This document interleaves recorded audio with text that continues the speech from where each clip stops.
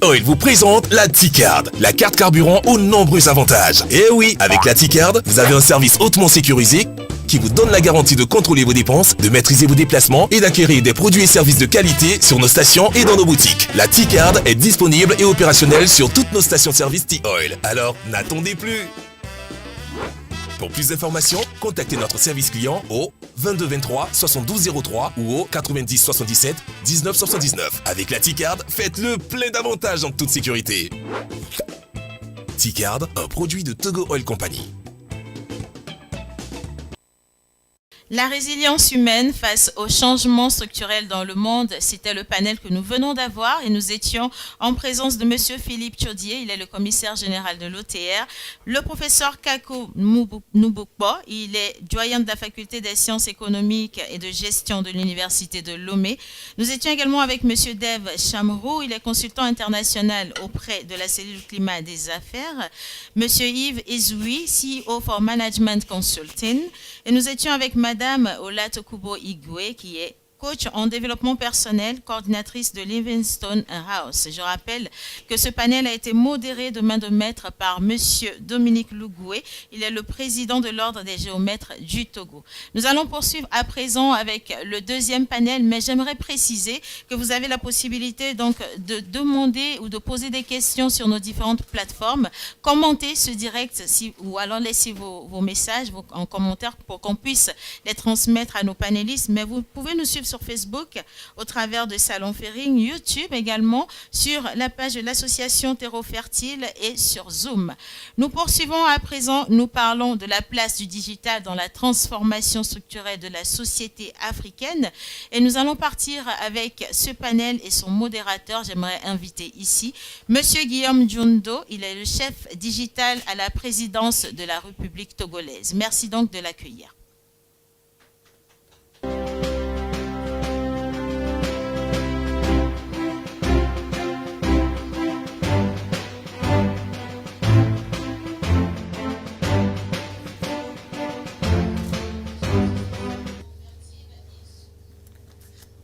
Bonjour, cher public.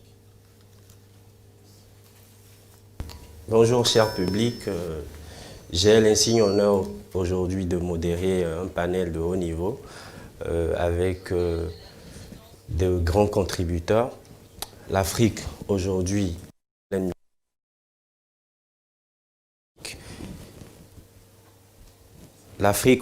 est en pleine mutation grâce au numérique et nous avons la chance aujourd'hui de recevoir des panélistes qui sont chacun dans leur domaine respectif des pans et des paliers qui contribuent énormément à cela. Je vais inviter sur ce podium M. Guy Aouna, qui est directeur général d'Orabank, M. Guy Martial Aouna, qui a 20 ans d'expérience et d'expertise dans plusieurs institutions bancaires en Afrique et qui a débuté sa carrière en tant que Relationship Manager, analyste et directeur des risques dans les groupes Citibank, Société Générale et Ecobank au Cameroun et au Tchad. Je vais ensuite inviter M. Urobody, qui est en charge du système informatique au sein de l'Office togolais des recettes et lui laisser peut-être le soin de se présenter à nous en 1 minute. Bonjour, merci de me donner l'opportunité. Je suis directeur informatique et des technologies d'information de l'OTR. Je me nomme Dissa Damanroubodé. J'ai commencé ma carrière en France au sein d'une grande banque, HSBC, où j'étais responsable informatique, sécurité, data center. L'activité Internet, l'activité client étaient mes principaux points. Après avoir fait un tour à France Télécom, j'ai rejoint l'Office togolais des recettes en 2014, où j'occupe les fonctions de concevoir les applications pour nos opérateurs économiques et les contribuables, assurer un service de qualité auprès de ces contribuables. Merci beaucoup. Merci, M. Urobody. La résilience humaine face à la Covid-19 nous a permis d'échanger non seulement en présentiel aujourd'hui, mais également à distance. Et donc nous avons le plaisir d'échanger avec des panélistes qui vont se connecter et échanger avec nous, à l'instar de M. Luc Missim-Dibazi, qui est président de la plateforme de professionnels numériques en Afrique et promoteur du salon OSIAN, expert en télécommunications, membre des groupes du travail de l'UIT, Union internationale des télécommunications. Monsieur Luc Missim-Dibazi est un expert pilote de plusieurs plans de développement du numérique et de plusieurs projets structuraux. Grand acteur de la société civile et acteur clé du développement du numérique au Congo et en Afrique. Il est actuellement conseiller du Premier ministre, chef du gouvernement du Congo pour les télécommunications et le numérique. Monsieur Luc, vous êtes avec nous?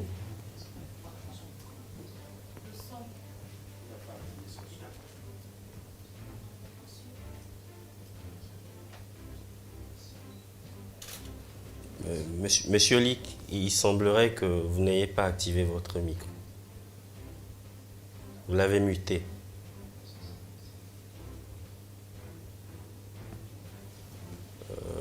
Monsieur Luc, vous me recevez? Monsieur... Oui, vous m'entendez? Je vous entends très bien. Oui, je commence à vous entendre progressivement.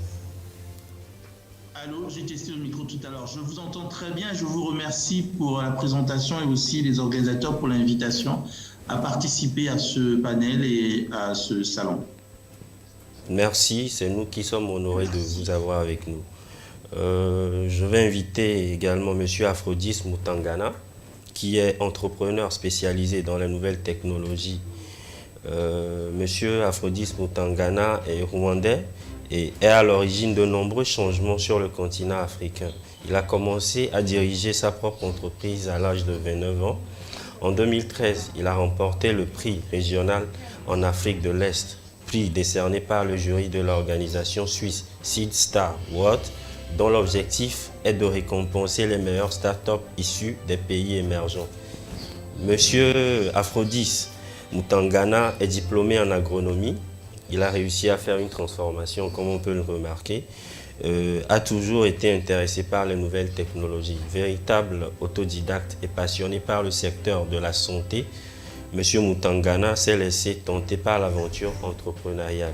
Son objectif est de mettre en place une application dédiée à la santé et au bien-être des patients. Monsieur Mutangana, vous êtes avec nous? Oui, je suis là. Merci pour l'invitation. Merci, c'est nous qui sommes honorés de vous avoir avec nous. Nous allons également inviter Monsieur Jean-Michel Huet, qui est diplômé de sciences politiques à Paris et de Neoma Business School. Jean-Michel Huet est associé au sein du cabinet Bearing Point en France et intervient dans la transformation digitale des organisations. Il dirige les activités de Africa International Development de Bearing Point et intervient depuis une dizaine d'années dans plus de la moitié des pays du continent africain pour leur développement et leur transformation digitale. Entre autres, M. Jean-Philippe Huet est également auteur d'une vingtaine de livres dans le digital en Afrique. Monsieur Huet, vous êtes avec nous? Oui, bonjour, je suis avec vous. Ravi d'être parmi vous. Nous sommes enchantés de vous avoir également. Je crois que nous avons également Monsieur Fabrice Conan. Monsieur Fabrice Oui, Conan, vous bonjour. êtes avec nous? Oui, bonjour.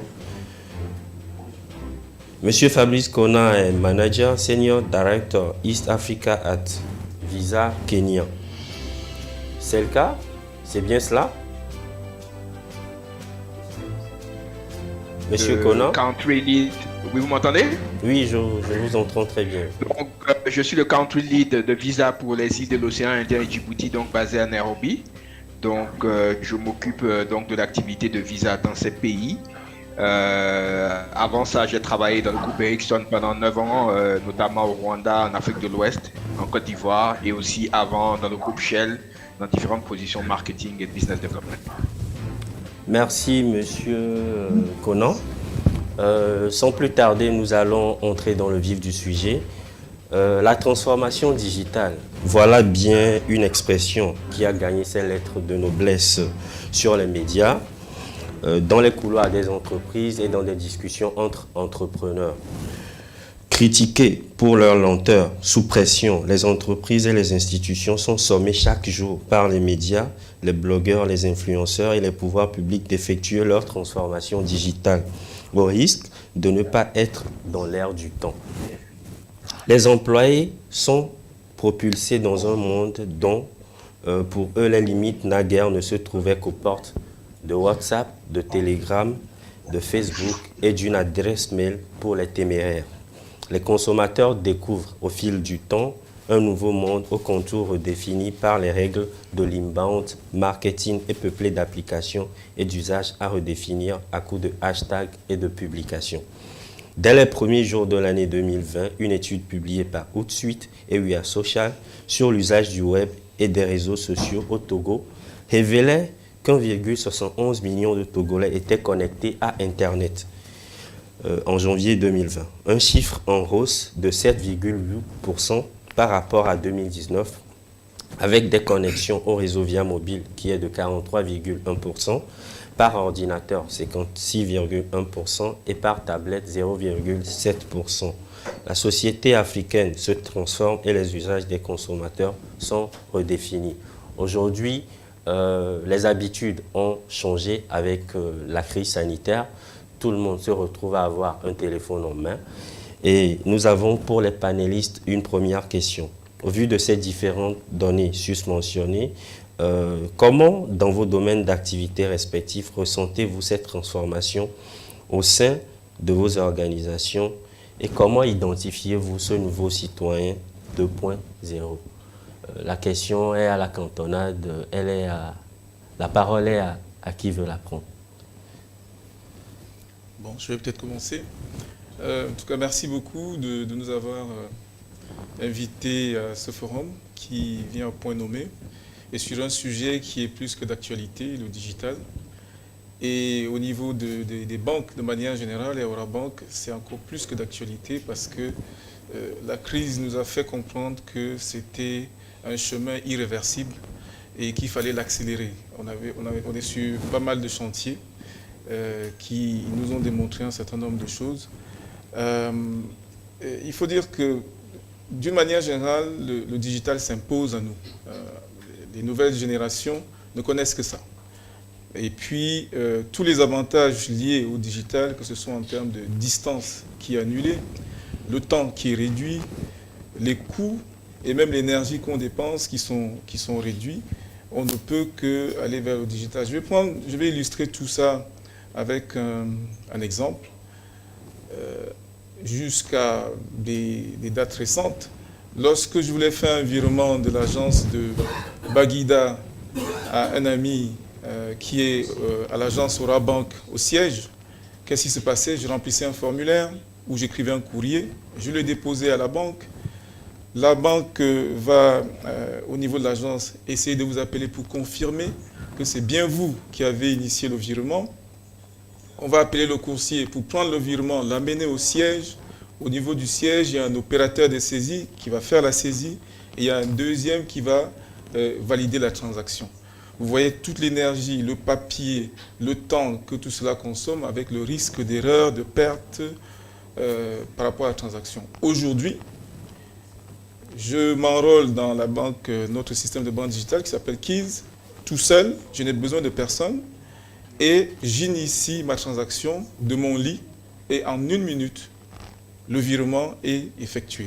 Donc ça, c'est vraiment quelque chose d'indéniable, quelque chose qui prenait à l'époque 1 ou 2 jours pour être effectué, qui démobilisait 3 à 5 personnes. Aujourd'hui, vous êtes le seul à initier l'opération et avoir la main sur l'opération en question. Donc nous ne pouvons que aller vers cette direction de continuer la digitalisation des processus dans les banques de manière générale et à Orabank en particulier.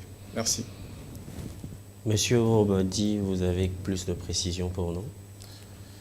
Si je sais de définir la digitalisation, comme on l'a compris à l'Office, nous savons que la digitalisation naît avec Internet. Voilà l'exemple type. Le salon classique, nous sommes en forum web. Cette salle est connectée avec plusieurs salles. Certains sont dans leur bureau, ils sont connectés à cette salle. Et nous, dans cette salle, on est connectés à plusieurs personnes. L'Office togolais a vite compris, puisqu'il est parti fondamentalement sur ces 4 grands services. Ces services fiscaux, donc déclaration, paiement des impôts, service de déclaration des marchandises, de dédouanement avec la douane. Nous avons un institut de formation, donc formation. Et enfin, on a un service fiscal foncier. Nous avons anticipé 1 ou 2 années avant en mettant des services en ligne. La Covid-19 étant arrivée, je pense que c'était une opportunité pour accélérer ce service. Donc nous sommes passés avec le service de déclaration paiement en ligne qu'on a appelé e-service de 4 banques à 5 banques, dont on salue le partenariat de Moncorel. Donc parce que la banque Orabank est un acteur clé dans notre digitalisation. Le service foncier, nous avons mis en place un service e-foncier pour faire des déclarations, des paiements en ligne. La procédure ou les procédures de dédouanement à la douane ont été en grande partie dématérialisées. Avant, il faut faire un attroupement, tu fais ta déclaration en ligne et tu arrives au bureau du port avec toute ta papasserie. Désormais, tu peux tout faire en ligne, recevoir même ton bon de sortie en ligne et tu arrives au port pour prendre ta marchandise et sortir. Et nous, Covid est arrivé aussi avec la formation. On a un institut. En avril, on était à 3 mois de la fin du programme. Nous ne pouvons pas arrêter le programme de formation. Donc nous avons saisi l'opportunité de formation en ligne pour compléter notre programme. Je retiens donc que vous avez fait une adaptation et changé d'une certaine façon les habitudes de vos clients. Monsieur Mutangana, vous avez une précision pour nous en ce qui concerne le changement structurel dans votre communauté?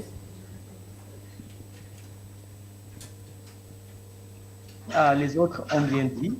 Donc, le rôle de digitalisation est très simple. Donc, c'est améliorer la qualité du service, l'étape qu'un service prend, meilleure expérience d'utilisateur, user experience, et puis avoir plus d'impact que les méthodes traditionnelles, réduire le coût de service. Et ça amène, ce qui est bien avec la digitalisation, ça amène aussi ce qu'on peut appeler transparence. Pas seulement ça, je donne juste un petit exemple, un très petit exemple. Au Rwanda, quand Covid a commencé, on a développé une solution. Vous voyez, on a un numéro vert. On a un numéro vert là où les gens qui pensaient qu'ils avaient des symptômes, ils pouvaient appeler. Mais on a dit, s'il y a 10 000 personnes qui appellent en même temps, comme au début, beaucoup de gens n'avaient pas d'informations concrètes ou correctes sur la Covid, c'est qu'on a fait, on a développé une application USSD là où tu composais étoile, un 4 et dièse, et puis on te posait les questions en répondant yes, oui et non, dans 3 langues. Et dans 3 langues. Et ça a aidé de façon que les gens puissent le faire tester et avoir les informations qui sont correctes et qui sont vérifiées et en ce qui concerne la COVID. C'est ça, donc c'est ça ce que j'entends par digitalisation. Donner les informations, aider et améliorer la qualité des services. Merci pour votre contribution, M. Mutangana. M. Kona, au niveau du service de visa, comment avez-vous vécu la transformation au sein de votre société? Comment avez-vous changé ou impacté les habitudes des consommateurs? Parce qu'on sait qu'avec la crise sanitaire, les habitudes ont énormément changé. Au Togo, on prendra peut-être l'exemple de Novici, qui est un système de transfert monétaire qui a permis de venir en aide aux populations vulnérables sans qu'il n'ait besoin de faire la queue, mais il suffisait qu'ils aient un téléphone et un numéro pour avoir rapidement l'aide de l'État. Comment Visa a-t-il pu s'adapter à ce contexte? Merci pour la question, question extrêmement pertinente. Visa est une société digitale par essence. Effectivement, nous évoluons dans la sphère des paiements digitaux et on s'est rendu compte que c'est vrai, avec la crise du Covid, on a une réduction de la mobilité des personnes, mais le besoin de consommation, le besoin de payer et le besoin de se faire payer, il existe toujours et il existera toujours. Donc, on a essayé, avec l'aide de nos partenaires, de notre écosystème, de nous assurer que, malgré le fait que les gens soient en confinement, à travers leur téléphone ou à travers leur ordinateur portable, qu'ils soient capables d'effectuer des achats basiques de la vie. Donc, aujourd'hui, sans se déplacer, le consommateur doit être capable de pouvoir conduire ses achats basiques de la vie, acheter à manger, acheter des services, que ce soit des services locaux ou des services internationaux, parce qu'aujourd'hui, on est dans un monde globalisé et tout le monde veut participer au global commerce.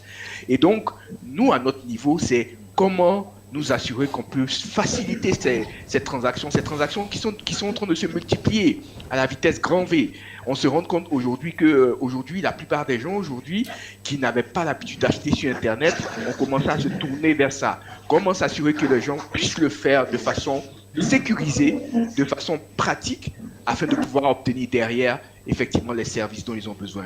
Pour nous, la digitalisation, c'est vraiment faire entrer le digital dans la vie de tout individu, des sociétés, des gouvernements, afin d'apporter de la valeur ajoutée dans les pratiques quotidiennes et surtout créer de la valeur pour les individus, mais également pour les entreprises.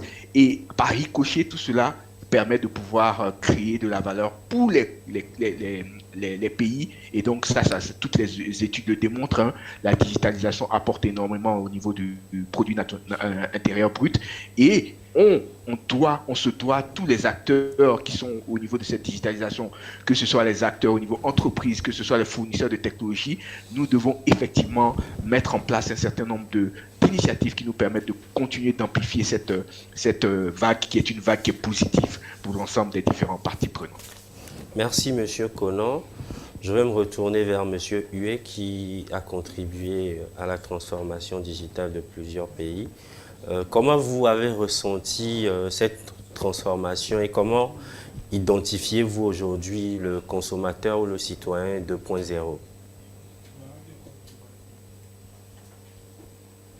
Je pense qu'on est vraiment au tout début de l'histoire. Il y a déjà des choses qui se font dans la transformation des administrations, dans le domaine de la santé. Très honnêtement, on est au début de l'histoire. Il y a des grands chantiers encore à développer. Je pense notamment à l'éducation, qui est un enjeu. Ce qui est très clair, c'est que la crise du Covid, mais comme d'autres l'ont dit, a été un accélérateur, comme on dit, à toute chose malheur est bon, il peut y avoir des effets positifs. On a mené une étude au mois de juillet pour la Banque européenne d'investissement. Une quarantaine de pays africains ont contribué. Le sujet était en quoi le digital peut être une réponse à la crise du Covid-19, à la fois crise sanitaire, donc un sujet très direct, mais également des impacts indirects sur d'autres conséquences liées au Covid, le fait que l'économie a été ralentie, etc. Et ce qui apparaît très clairement, et là c'est un retour des différents ministères qu'on a pu avoir d'une quarantaine de pays du continent, c'est que d'une part, bien sûr, il y a des questions autour de la e-santé.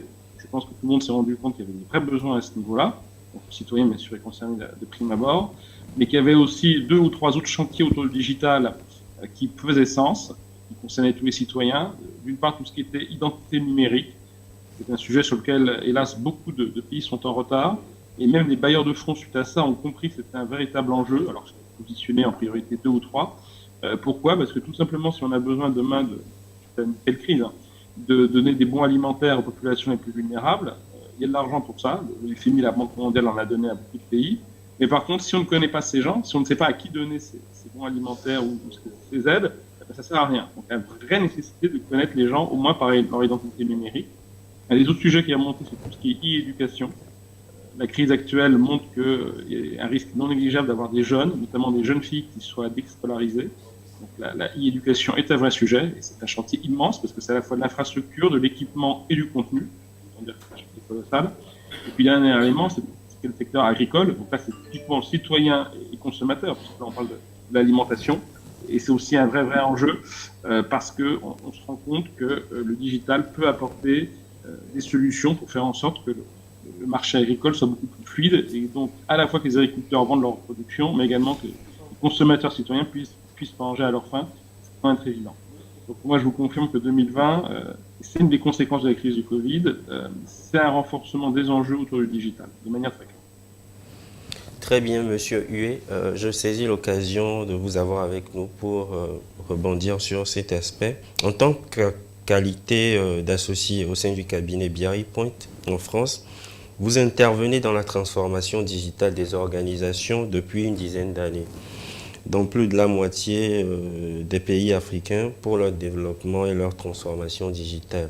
Sur le site de votre entreprise, BRI Point, dans l'onglet expertise, nous avons cette précision. Nos compétences, notre expertise et notre capacité à percevoir les enjeux spécifiques de chaque client nous permettent de leur apporter des solutions adaptées. Cette approche est au cœur de notre culture. Nous nous engageons à vos côtés pour créer de la valeur par le biais d'une transformation réussie. Cette démarche de co-création implique donc, en dehors de l'expertise qu'apporte votre organisation, le client doit également un certain nombre d'éléments dans le cadre de la construction de sa transformation digitale. Quels sont pour vous les leviers sur lesquels repose la réussite de la transformation digitale d'une entreprise? Tout d'abord, merci d'avoir bien regardé le site de BRI Point, c'est très gentil. C'est effectivement de véritables enjeux. Les leviers pour que ça fonctionne, c'est aussi valable pour une entreprise comme pour une association ou un gouvernement, une administration. Je dirais que c'est assez similaire. Je pense que dans les enjeux, il est très clair qu'on ne peut pas faire ça en théorie. La différence entre le digital et l'informatique, et l'IT en général, c'est que les usages sont importants. Les usages aussi bien des consommateurs, des citoyens et des utilisateurs que sont même les salariés d'une entreprise ou les agents de l'administration. Donc on ne peut pas faire ça en théorie. Le digital, c'est pas de la technologie, c'est pas qu'une question technique, c'est avant tout une question d'hommes et de femmes, parce que ce qui compte, ce sont les usages. Usages dans la profession, dans le métier, c'est interne, dans l'utilisation des technologies et des services et des contenus, ça c'est pour le consommateur ou le citoyen. Donc un enjeu essentiel du digital, c'est quand on fait une transformation, et encore une fois c'est valable aussi bien pour les entreprises que pour les administrations, il faut le faire avec les personnes concernées. Et j'ai envie de dire, il y a trois grandes dimensions à tenir en compte. On ne part pas de zéro, il faut être capable de faire bien sûr un diagnostic de là où on en est et d'évaluer quelle est cette maturité digitale de l'entreprise, de l'administration. La maturité digitale, c'est aussi demander aux gens qui y travaillent, donc les salariés ou les fonctionnaires, les agents, comment ça fonctionne, qu'est-ce qu'ils en pensent, comment ils veulent évoluer et comment ils voient le digital comme un avantage, quelque chose qui devrait exister et qui manque, parce qu'il y a beaucoup d'organisations qui sont très peu développées, et la crise Covid a montré qu'il y a beaucoup de choses qu'on pensait développer qui ne le sont pas. Donc comprendre quel est le degré de maturité, le point de départ de l'organisation, et où est-ce que les gens sont prêts à aller. C'est les forces vives de l'entreprise ou de l'administration qui vont aussi faire la transformation digitale. Donc encore une fois, on ne peut pas faire une transformation si on ne part pas de cette analyse de maturité. Ensuite, deuxième élément clé, il faut embarquer les responsables dans ce projet. Et très clairement, quand je dis les responsables, c'est le plus haut niveau de direction des entités. Donc, secrétariat général, voire ministre, direction générale CODIR pour les entreprises. Pourquoi? Parce qu'une transformation de cette ampleur, et qui est à la fois une transformation technique, humaine, organisationnelle, commerciale, ne peut pas se faire si ce n'est pas au plus haut niveau de sponsorship. Donc l'histoire comme quoi, non, ce n'est pas du niveau de la direction générale, voire du conseil d'administration, voire du secrétariat général, la ministère, etc. Là, c'est le premier facteur d'échec. Donc très tôt, il faut embarquer la direction générale, déjà pour qu'elle soit alignée, que tous les membres du haut niveau de la structure soient alignés sur où on veut aller, si pas alignés pour un échec, et qu'ils soient sponsors. Toutes les transformations digitales qui ont fonctionné avaient comme sponsor le plus haut niveau, le directeur général, le président. Toutes celles qui ont échoué, c'était un niveau considéré comme plus bas, parce que trop technologique. Non, c'est faux. Une transformation digitale où l'humain est tout plus important que la technique, il faut embarquer au plus haut niveau. Et très rapidement après, c'est tout aussi important, et c'est le troisième point, il faut aller embarquer le reste des équipes. Et là, c'est vraiment tout le monde. Et ça prend du temps.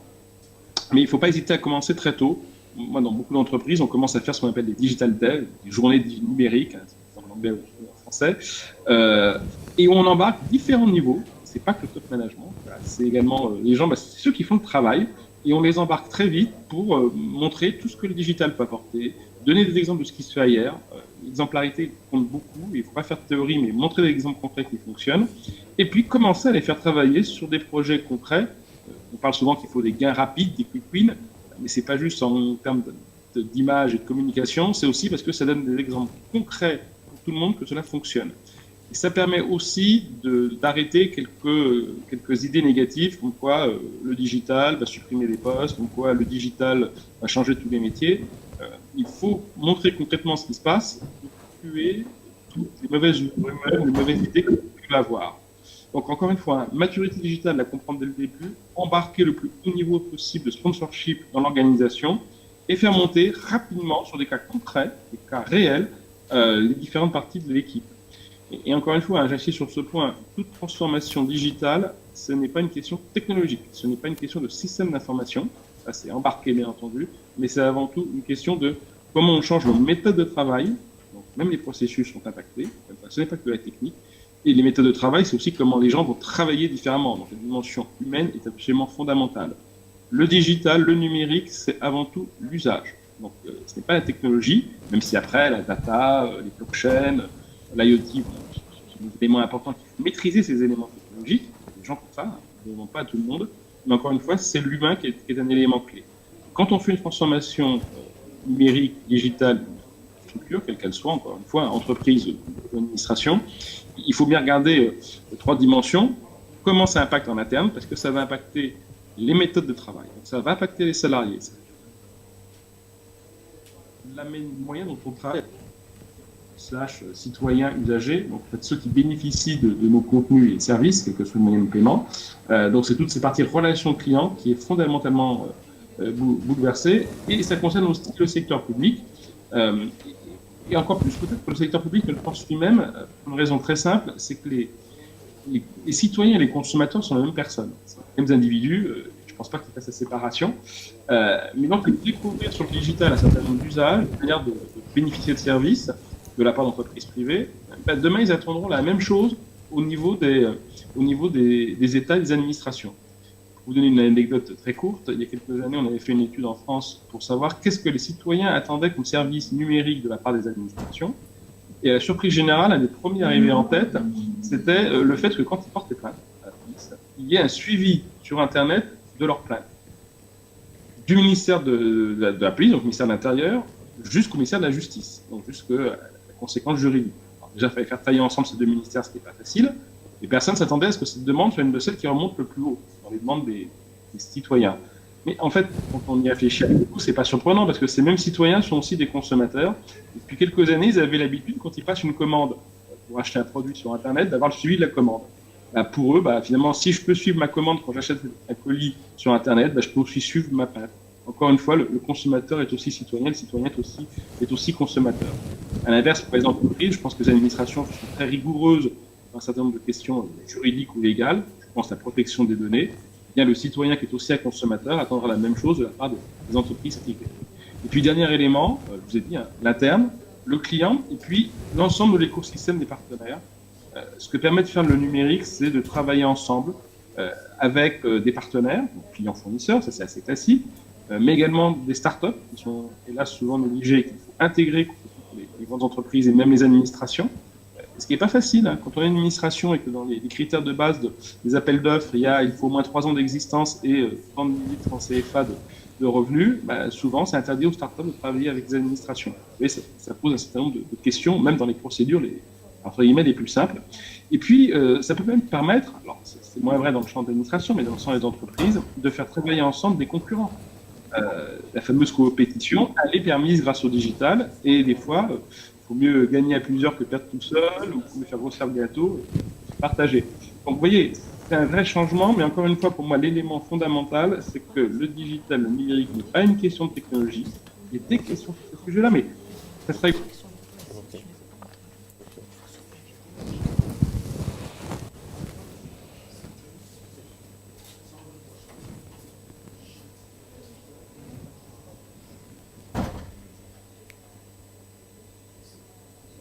Merci, Monsieur Huet. Je retiens de votre intervention qu'il faut harmoniser les relations, ne pas toujours mettre la robotisation au cœur de la transformation digitale, se rendre compte qu'il y a des hommes et des femmes qui peuvent énormément contribuer. Ensuite, faire une appropriation intégrale de tout ce qui constitue la transformation digitale en faisant une implication des responsables, que ce soit les directeurs, les services communication, les départements marketing ou relations clients, relations presse.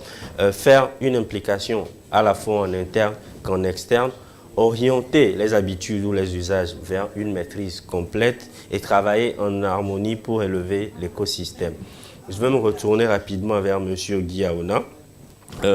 Une étude réalisée en 2017 par le cabinet international Accenture à propos des consommateurs numériques révèle que dans des pays comme l'Afrique du Sud, l'acquisition de smartphones est passée de 52% en 2016 à 63% en 2017. Dans certains pays plus avancés sur le plan technologique comme le Kenya et le Nigeria, ces chiffres atteignent respectivement 44% et 30%. Sur l'ensemble du continent, le nombre d'utilisateurs de smartphones a quasiment doublé, atteignant plus de 226 millions de personnes. Cette pénétration des smartphones conduit à une révolution numérique et expose les utilisateurs aux opportunités infinies offertes par Internet. Monsieur Guy Aona, le groupe Orabank est présent dans 12 pays d'Afrique de l'Ouest et du Centre, ce qui représente un marché potentiel de plusieurs millions de clients.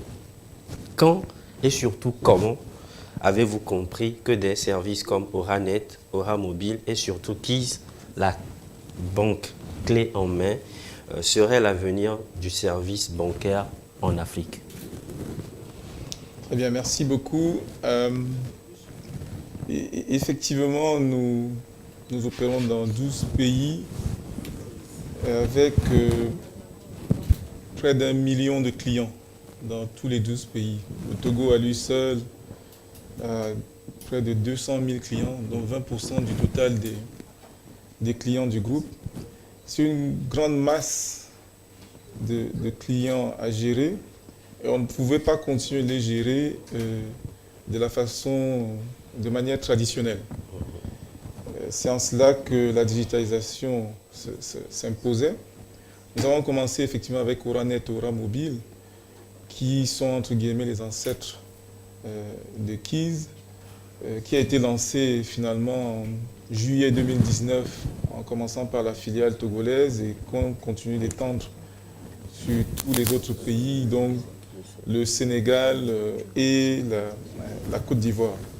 Alors, l'approche stratégique étant basée sur ce constat que nos clients ne peuvent plus travailler de la même manière, la première décision au niveau du groupe, c'était de créer une direction de la banque digitale. Ce qui n'était pas le cas auparavant. La direction, bien entendu, le directeur est membre du comité de direction du groupe. Et au niveau des filiales, on a créé des départements en charge de la banque digitale et qui reportent directement au directeur général.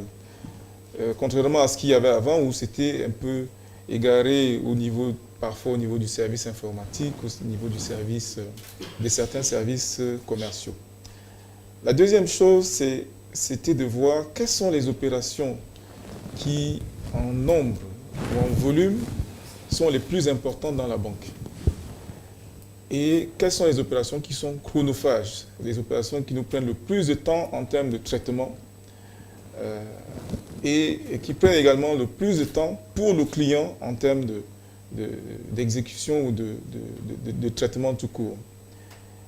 Il en ressort qu'il y a à peu près 4-5 opérations majeures que les clients effectuent. Il y a dans nos pays, dans nos contextes, c'est d'abord les opérations de caisse. Vous avez les virements, vous avez les crédits, et puis il y a les opérations classiques, c'est-à-dire le client veut simplement connaître le solde de son compte, il veut lire les opérations qu'il y a dans son compte, il veut être au courant des opérations qu'il y a dans son compte. Et tout cela nous a donc amené à mettre en place un certain nombre d'axes stratégiques majeurs, à commencer par les opérations de caisse. nous nous sommes rendus compte que nous avons certes des distributeurs automatiques, nous avons des cartes, mais nous n'avons peut-être pas assez de distributeurs automatiques. Donc, au Togo en particulier, en 2020, nous avons mis en place, nous sommes en train de finaliser la mise en place de 22 distributeurs automatiques hors site, en plus d'une cinquantaine qui existaient déjà, mais on va continuer le processus sur les prochaines années. L'autre chose, c'est les cartes bancaires. Nos clients utilisent les cartes bancaires, mais on est encore à un taux d'équipement qui est relativement faible. Donc, il faut qu'on continue de les sensibiliser pour leur faire comprendre qu'avoir une carte, c'est un atout pour eux-mêmes et c'est aussi un atout en interne pour nous au niveau de la banque. Après, il va rester la question des dépôts, parce que là, on a traité la question des retraits. Il va rester la question des dépôts. Comment est-ce qu'on va éviter que le client vienne en agence pour faire un dépôt, lorsque cela est nécessaire. Mais en réalité, on va plus l'inciter à faire un virement via les plateformes Keys ou de mobile money. Ensuite, nous avons la question des crédits. Les crédits ne sont pas forcément les plus importants en nombre, mais c'est quelque chose qui consomme beaucoup de temps, beaucoup de paperasse. C'est une expérience qu'on a commencée. Il faut noter que, au Rabank Togo en particulier, nous traitons, je prends les crédits scolaires, nous traitons en moyenne 15 000 dossiers de crédit pendant les campagnes de crédit scolaire. Et 15 000 dossiers, les campagnes peuvent durer 2 à 3 mois à peu près. 15 000 dossiers, si on s'imagine le temps que cela va consommer à nos équipes, c'est énorme. Donc, ce qu'on a mis en place, c'est une plateforme où le client va se connecter de lui-même, il remplit le premier formulaire, il télécharge un certain nombre d'informations dans le système, notamment son bulletin de paye le plus récent, et tout ce qui prouve qu'il est encore en activité. Et on traite l'opération, il reçoit maintenant un SMS qui lui confirme « Votre crédit est approuvé, vous pouvez venir à l'agence, signer les conventions de crédit. » Et une fois qu'il a signé, le crédit est mis en place le même jour ou plus tard le lendemain. Ça nous a fait gagner du temps, de l'énergie, et pas seulement à nous, mais surtout le client. À l'époque, les clients venaient à la banque, on était obligé de prendre des tentes, des appartements, acheter des chaises en plastique pour qu'ils puissent s'installer. C'était extrêmement compliqué. On était obligé de recruter plein de stagiaires pour faire cela. Aujourd'hui, le client de chez lui fait la demande de crédit scolaire. Il attend qu'on lui confirme que le crédit est approuvé. Il vient signer et dans les heures qui suivent, son compte est crédité. On a la question des ouvertures de compte. Ça, on n'est pas encore totalement digitalisé dessus, mais c'est un processus sur lequel on travaille. À l'époque, on faisait remplir plein de formulaires aux clients pour ouvrir un compte. Aujourd'hui, le client vient à la banque, il s'assied avec le gestionnaire remplit le formulaire pour lui directement et il ressort de là avec son compte. Mais c'est un processus qui nécessite encore de nettes améliorations. Et enfin, les autres opérations simples, comme la consultation de compte, chaque client a besoin de connaître la situation de son compte en temps réel. Les virements bancaires, pour prendre celle-là, ces opérations-là, aujourd'hui la solution c'est Keys. Quand vous avez un compte à Orabank aujourd'hui, vous n'avez besoin de personne pour vous enregistrer dans Keys. Vous allez sur la plateforme où vous téléchargez l'application, vous mettez votre numéro de compte et si votre numéro de téléphone est celui qui est enregistré dans le système, vous avez un message qui vient pour vous demander la confirmation que c'est bien vous. Et une fois que vous êtes dans le système, vous avez accès à votre compte en temps réel à tout moment et vous effectuez vos opérations de vous-même à la maison. Et ça, c'est la solution qu'apporte Keys à la fois pour les particuliers, pour les entreprises, mais également pour les opérations courantes de retrait auprès des sous-agents que nous allons continuer de développer. Voilà un peu ce qui est fait aujourd'hui. Mais ceci dit, je pense qu'il y a quand même un certain nombre de défis qui restent. Le premier, c'est que mon prédécesseur a dit, c'est l'homme. Il reste quand même une certaine résistance au changement. Les gens ont des habitudes, même en interne dans la banque, pour qu'ils vendent ces produits aux clients, que les clients adhèrent, que eux-mêmes adhèrent d'abord, ensuite que les clients adhèrent. Il faut sensibiliser nos équipes en permanence pour leur faire comprendre que c'est dans l'intérêt du client, mais c'est aussi dans leur intérêt. Je prenais l'exemple du virement dans ma première intervention. Rien que cet exemple-là montre que si tout le monde adhère au produit, chacun va trouver son compte. L'autre défi, il est, je ne vais pas dire infrastructurel, mais c'est plutôt une question de rapport coût par rapport à l'infrastructure. Aujourd'hui, en Afrique, les coûts sont encore élevés. Les connexions ne sont pas stables et, bien entendu, ces opérations consomment beaucoup de bandes passantes. Et ça, il faut acheter des bandes passantes.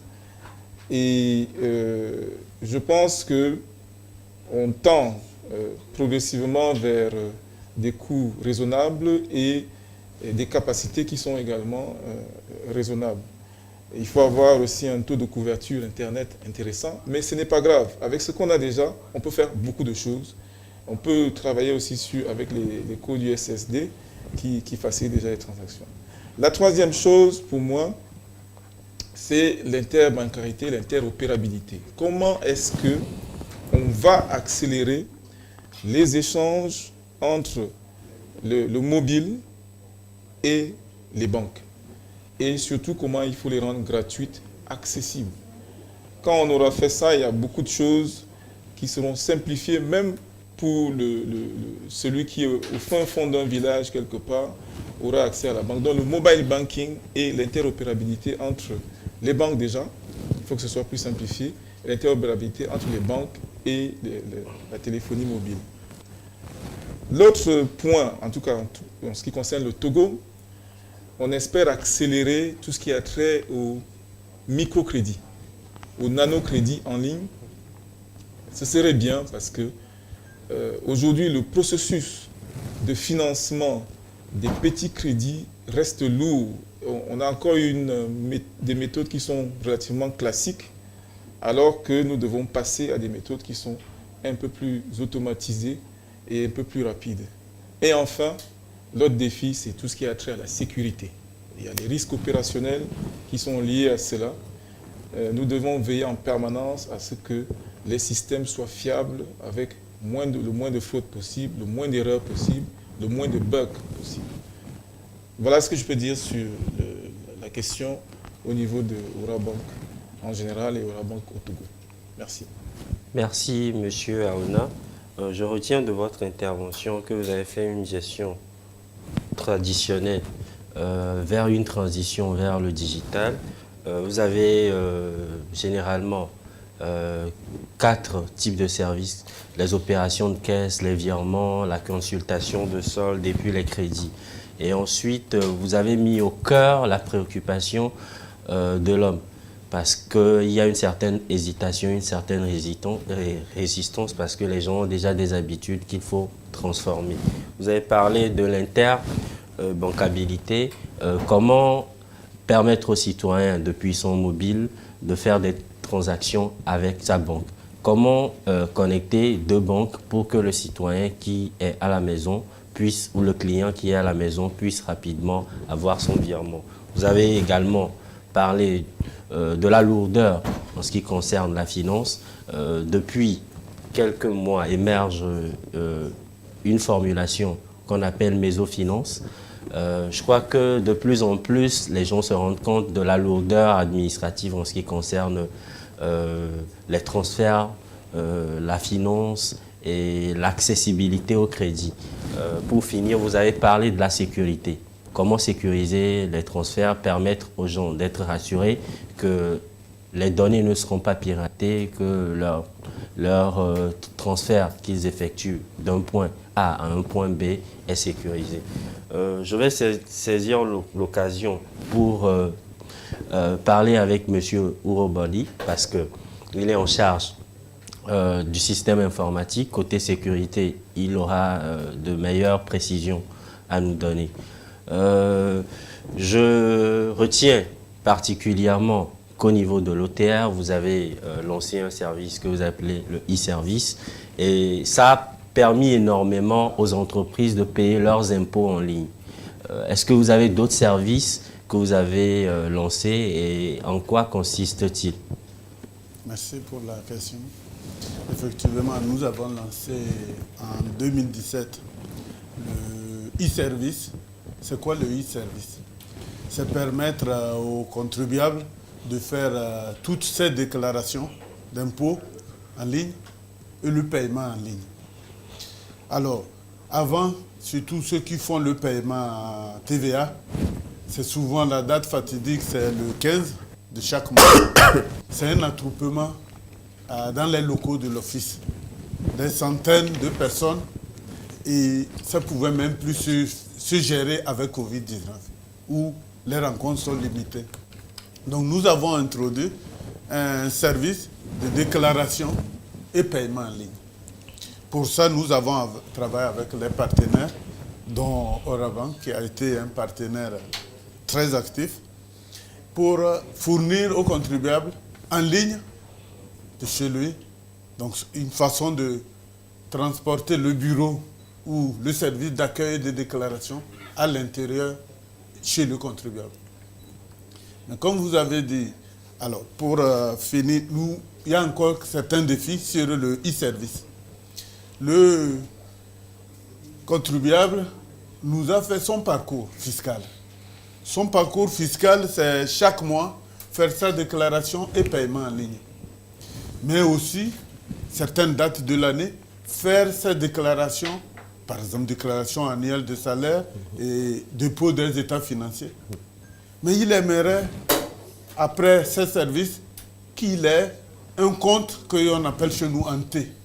Il a des obligations, il les a remplies en faisant des déclarations, qu'il ait un compte et il voit sa situation, un peu comme en banque, il a ses débits, ses crédits et il a un solde. Voilà l'étape qu'on est en train d'envisager en introduisant en complément de e-service un autre logiciel qu'on appelle e-tax qui va prendre en compte et ce dernier va prendre en compte aussi les demandes de service autres que déclaration. Vous êtes sans savoir si vous voulez avoir un quitus fiscal. Aujourd'hui, c'est un parcours du combattant. Donc, demain, avec e-tax, nous pouvons faire ça en ligne. Je saisis l'occasion. Il y a un de nos internautes, M. Yves Niamke, qui a posé la question que je vous transcris, qui dit « Avons-nous en Afrique les infrastructures adéquates pour la digitalisation ?» Oui. Alors, je vais prendre l'exemple que je connais mieux à l'Office. Nous avons très vite compris, surtout que l'Office était une fédération de l'ex-direction générale des impôts et l'ex-direction de... C'est renforcer l'infrastructure. Nous avons commencé par un réseau d'interconnexion qui relie toutes nos divisions. Aujourd'hui, je vous parle, l'Office a un réseau d'interconnexion full fibre d'un débit minimum de 40 mégas. Donc chaque division, chaque entité pouvait servir les contribuables avec un débit élevé. Bien sûr, la connexion Internet, nous l'avons quadruplé, c'est 4 accès Internet pour pouvoir, vu qu'on va à tout service en ligne, toutes les procédures, il faut renforcer ces connexions. Oui, c'est possible. Et dans la politique gouvernementale, j'ai vu, on peut même comprendre qu'aujourd'hui, notre ministère s'appelle Économie numérique et Transformation digitale. Donc, les aspects stratégiques sont là pour nous accompagner. Et de Togo, petit à petit, nous allons dans le renforcement des débits. Nous avons commencé nos débits à 512 kilos. Nous sommes aujourd'hui à 40 mégas. Donc, on y arrivera. Mais il faut être patient et accompagner Donc, je reviens sur le deuxième service, à part e-service et e-tax, c'est la dématérialisation des procédures douanières. Mais avant d'entamer, il faut comprendre toujours le parcours de l'opérateur économique. Il a une déclaration à faire pour dédouaner ses marchandises. Il doit joindre au minimum 4, 5, 6 documents, dont la facture et autres. Lorsqu'il a fait sa déclaration en ligne, il doit apporter ces documents au bureau du douanier. Je prends l'exemple du bureau du port. On enregistre ces documents et on lui remet un bordereau, un papier bordereau et on attend donc la déclaration soit liquidée et il va aller payer. Et on lui donne un bon d'enlèvement. Donc il faut aller voir un service. Quand il a fini tout ça à payer, il faut aller à la brigade pour prendre le bon de sortie. Mais si, entre autres, ces marchandises doivent faire l'objet de vérification, donc il faut que quelques douaniers aillent vérifier sa marchandise et lui faire un certificat. Donc tout ça, c'est au moins 4-5 allers-retours. Une fois qu'on a compris ça, nous avons dématérialisé ces procédures.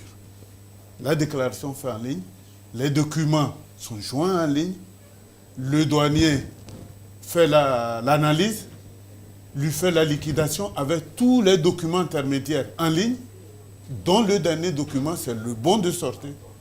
En ce moment, il se présente au port, au bureau, et il sort sa marchandise. On a rendu 5 opérations ou 6 allers-retours en une et un aller. D'accord. Merci, M. Obadi. Il y a 2 questions qui, je crois, se rejoignent ici, sur Facebook et sur YouTube. Il y a un anonyme qui aimerait savoir si l'entrepreneuriat dans le domaine numérique est possible au Togo. La seconde question, c'est de M. Jérémy Kwaku-Guna, qui voulait savoir à quelle étape on est pour la digitalisation dans le domaine de la santé. Dans le domaine de la santé particulièrement, il y a une certaine transformation qui a été faite. Très récemment, il y a eu l'acquisition par certains médecins de l'application Yodokita, une application qui a pour objectif de géolocaliser déjà les cliniques, les pharmacies, pour permettre aux uns et aux autres de faire de la consultation très rapidement, savoir les cliniques et les pharmacies de garde pour ne pas trop se déplacer ou perdre de l'énergie ou du temps pour soigner un patient qui peut-être qui est en état de détresse. Entreprendre dans le numérique au Togo est bien possible. J'en suis l'exemple parce que j'ai commencé en tant que social media manager dans une agence. Après mon master en droit, je voulais faire une reconversion parce qu'il y avait une adéquation de formation à emploi. Donc j'ai lancé une société avec des amis avec qui je finissais mon parcours. Et on a commencé à faire de la consultation pour des petites sociétés. Et comment on leur proposait l'animation de leur communauté Facebook, Twitter, Instagram, etc. Et on a eu la chance d'avoir été repéré et de travailler sur les 170 ans d'existence de la société Vlisco. C'était un gros contrat pour nous. Et je crois que entreprendre en Afrique aujourd'hui, particulièrement au Togo, dans le secteur du digital est possible. Aujourd'hui, il y a des agences de graphistes, il y a des développeurs qui s'associent et qui travaillent ensemble. Il y a plein de personnes aujourd'hui qui entreprennent et qui contribuent à aider à la fois les banques, les institutions, les administrations privées. J'ai une question pour M. Moutanga. J'ai une question pour M. Moutanga. Très rapidement, aujourd'hui, on a vu que les habitudes des consommateurs ou des clients ont changé. Beaucoup de personnes aujourd'hui font l'achat en ligne.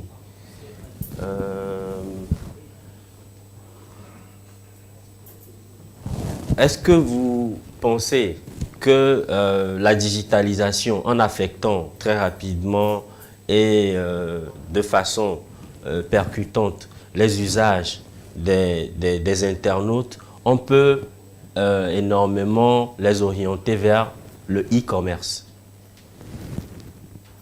Oui, merci beaucoup. Oui, avec la situation Covid, hein, on a appris que tout est possible. Donc, aujourd'hui, toute chose est... J'ai vu, par exemple, les opérateurs ici, ils ont mis en place un code pour chaque commerçant, là où tu peux payer en utilisant juste USSD. Tu n'as pas besoin d'Internet. Tu n'as pas besoin d'Internet. Oui, ça va accélérer et les gens vont comprendre. Quand ça te facilite, hein, ça te facilite de faire ton business facilement, donc c'est bon. Donc la personne, qu'est-ce qu'un client a besoin? Quelque chose qui est rapide, qui simplifie sa vie et puis qui peut qui peut aider donc à ne pas consommer son temps. Je voulais aussi revenir sur deux points. Il y a un truc, une question que quelqu'un a posée. Est-ce que l'entrepreneuriat est possible au Togo? Oui, je ne suis pas togolais, mais j'ai été. L'entrepreneuriat en Afrique est vraiment possible. Il y a plein d'opportunités. Mais il y a une chose qu'on ne doit pas oublier. Il y a des acteurs qui doivent être ensemble pour que nous puissions construire un écosystème solide. On doit avoir le gouvernement sur le côté qui met en place les politiques. Monsieur Luc, Monsieur Luc peut parler comme il est dans le gouvernement. Donc, le gouvernement qui met en place les politiques, pas seulement le gouvernement, il y a les secteurs privés qui doivent jouer leur rôle, il y a l'université, l'académie qui doit produire les talents, qui vont implémenter ça, mais il y a aussi côté investisseurs qui vont amener des fonds pour pouvoir avancer le domaine d'entrepreneuriat dans le pays. Merci. Merci, Monsieur Moutangana. Monsieur Konan, quel serait votre mot de fin à l'endroit du public ici au salon et ceux qui nous suivent partout dans le monde? Merci pour cette opportunité pour conclure. En fait, l'entrepreneuriat est clé pour l'Afrique subsaharienne. On sait très bien que nos gouvernements seront incapables de pouvoir absorber de plus en plus de jeunes qui vont venir sur le monde de l'emploi, dans le monde de l'emploi. Et donc, il est critique de pouvoir créer des emplois. Et la technologie, la digitalisation est un gros levier de création d'emplois parce que la digitalisation permet de résoudre des problèmes de la vie quotidienne en utilisant le levier technologique. Et on l'a vu dans plein de pays, on a vu un certain nombre de startups qui ont permis, par exemple, dans le domaine du paiement, d'améliorer. On peut citer le Nigeria, on peut citer par exemple la FinTech qui a été rachetée par Stripe il y a quelques jours, le géant américain. Donc ça prouve effectivement que l'entrepreneuriat est possible, mais plus spécifiquement dans le domaine de la digitalisation, l'entrepreneuriat est vraiment une opportunité parce qu'elle permet d'adresser des problèmes spécifiques. On ne copie pas forcément les idées, ce qui existe déjà, pour lesquels il y a déjà des solutions. On crée de nouvelles solutions pour des nouveaux problèmes. Et Visa, en tant que société responsable, est prêt, dans la mesure du possible, à investir dans ces sociétés-là, qui l'aident aussi à continuer de pouvoir travailler sur la problématique de l'inclusion financière, qui est une problématique importante pour les pays africains. Je souhaiterais terminer par le fait qu'il est important, effectivement, que les gens puissent continuer de payer les biens et services dont ils ont besoin de la façon la plus simple possible. Aujourd'hui, dans tous les pays, on a des opérateurs de téléphonie mobile, on a des banques, on a du mobile money. Donc, il y a une collaboration à avoir entre ces différentes entités et on a déjà commencé à montrer le chemin. On a parlé de la collaboration entre Safari comme Visa, on a parlé de collaboration entre Telma, Madagascar et Visa. Donc, il y a une synergie, il y a une collaboration à avoir à ces entités-là pour permettre à toute personne, quel que soit son niveau de vie, de pouvoir accéder au commerce, à l'e-commerce, non seulement local, mais global. Merci, Monsieur Konan. Je me retourne vers Monsieur Guiaona pour son mot de fin à l'endroit du public. Merci beaucoup. Pas grand-chose à dire au risque de répéter ce que les uns et les autres ont dit. Le digital est vraiment incontournable et on est dans une phase irréversible. On ne présente plus les atouts du digital. Tout le monde doit se mobiliser pour cela. Mais je crois que c'est M. Huet qui l'a dit, le principal levier de la transformation, c'est l'homme. Si on a la volonté, on peut changer tout, et c'est le cas en Afrique, en dépit des taux de pénétration qui sont peut-être plus faibles qu'en Europe sur le plan des infrastructures, de l'accès à Internet, mais c'est quand même les taux de pénétration qui évoluent les plus vite, les plus rapidement dans le monde.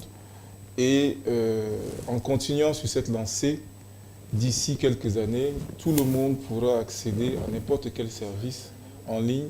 Ça ne peut que simplifier la vie de tout le monde.